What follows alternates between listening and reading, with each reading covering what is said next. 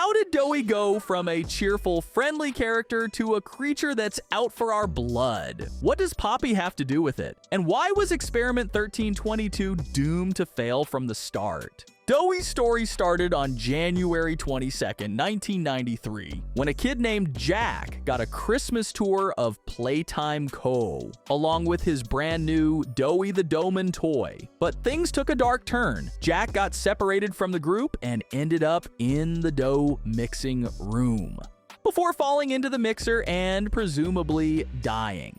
Not long after, an unknown scientist contacted Jack's parents with a shocking revelation. Jack had become a real-life version of Doey the Doughman thanks to the Bigger Bodies initiative. Are you... Jack? Honey, it's me. It's Mommy. Mommy? Yes. Yes! It's Mommy and Daddy. You remember, don't you? Leave me alone. Hey, you'll be okay, I promise. Mommy's only here to talk. No, I don't want to talk. Get out! Susan, I think we should leave. Jackie, I'm staying right here. I'm not leaving you, not ever again. Do you hear me? The gentle voices lie. I know what they do. They lie, and they poke, and they hurt. Susan, get away from me! Jack? Mommy won't lie to you, Jackie. Mommy won't hurt you. I'd never hurt you. Hey, open this door! Oh, God. Susan, please, open the door! As we can tell, Jack is no longer their son. His own words, saying he doesn't remember them, along with his aggressive behavior, only confirm that. But based on what we know about Jack, he wasn't supposed to be this way. He was harmless, not the type to act out like this. And that's where things get really interesting. Doey the Doughman's first full appearance in Chapter 4 happened right after our encounter with Pianosaurus. Now that hit the spot. I haven't eaten in weeks. Hiya there, pal. Don't worry, I won't eat you. I'm Doey. I was told to expect you. This way! Follow me!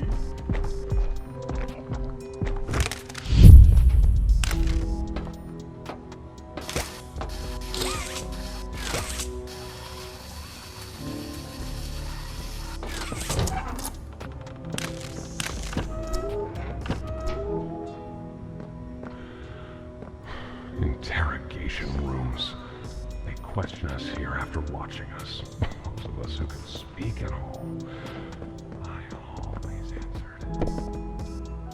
I never gave them an answer they liked. After that scene, I was 100% sure that Doey was our friend. He literally saved our life. But the moment we made it to Safe Haven with Poppy and Kissy, something felt off. As soon as we mentioned that the prototype was still out there, Doey suddenly got aggressive. But in the end, he managed to keep it together. That struck me as kinda weird. And soon enough, my suspicions were completely confirmed. I heard what you did above.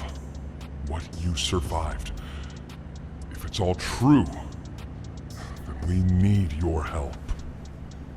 The voice out there, the one in the prison, they called him the Doctor. Dr. Harley Sawyer. He was the scientist in charge of creating us. We don't know what he is, how he's still alive, but he works with the prototype. Hunting us, starving us, making us sick and... The toys out there in Safe Haven, they're my family. I understand what Poppy wants, what she believes is right. Destroy the factory, destroy him.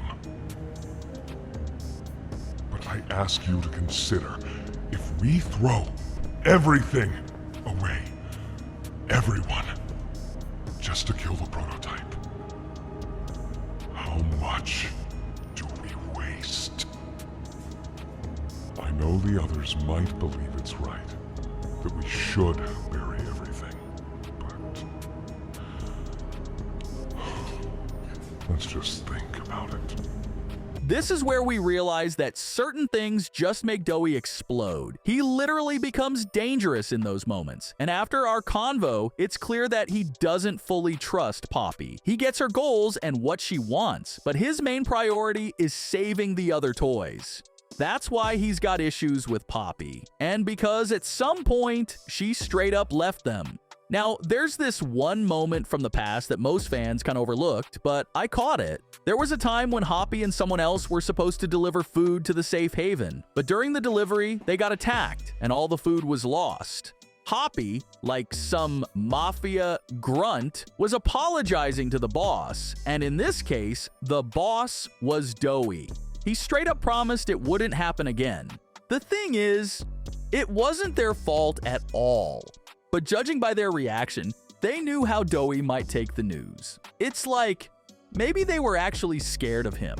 And now it gets even crazier. One of the VHS tapes reveals that Experiment 1322 involved another kid, Kevin Barnes.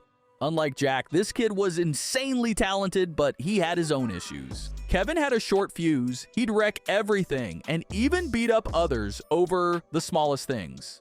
But Kevin and Jack weren't alone. There was one more kid in Experiment 1322, Matthew Hallard. Out of the three, Matthew was the fun one, the kind of guy who always kept things light.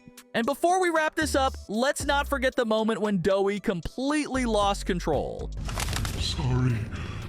I'm so sorry. I failed you. I was never what any of you needed. I was only made to hurt things. My fault. My fault. Hurt. Everything hurts. Hurt back. Always hurt back. Parents, scientists, everyone have to. My friends. He killed my friends.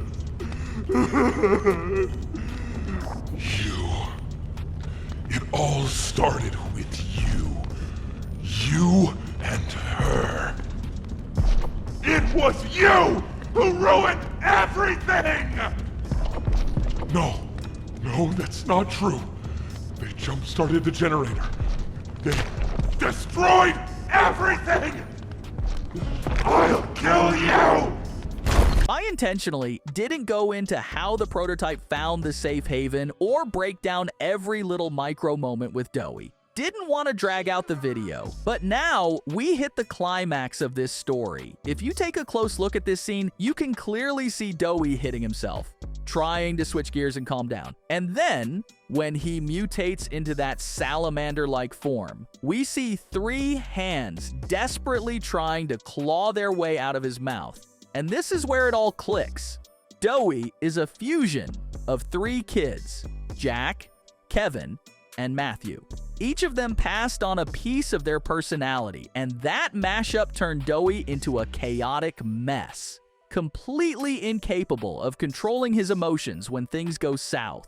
The destruction of the safe haven, that was the point of no return for Doey. All his emotions just exploded into pure rage, fully driven by Kevin's influence. Come on! What were those scientists thinking when they created this Frankenstein fusion? There's no way this experiment was ever gonna succeed. What do you think? In the end, I honestly feel bad for Doey. He was never really a villain. He just wanted to protect his friends. And man, his VHS tape absolutely broke me. I'm not sure if this thingy is on, but I need to talk, and I can't talk about this with anyone else.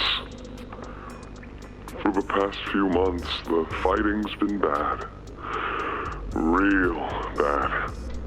I've seen a lot of stuff I probably shouldn't. It's been hard to keep my head straight.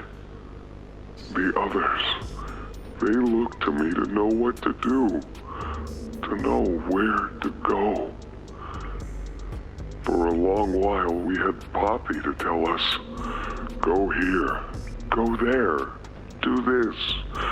And it all made sense, too. Poppy was nice. I can't find Poppy anywhere. I don't know what happened or where she went. But it's scary here without her. And there's so much more like this. But on that sad note, it's time to wrap things up. Thank you, Doey, for everything.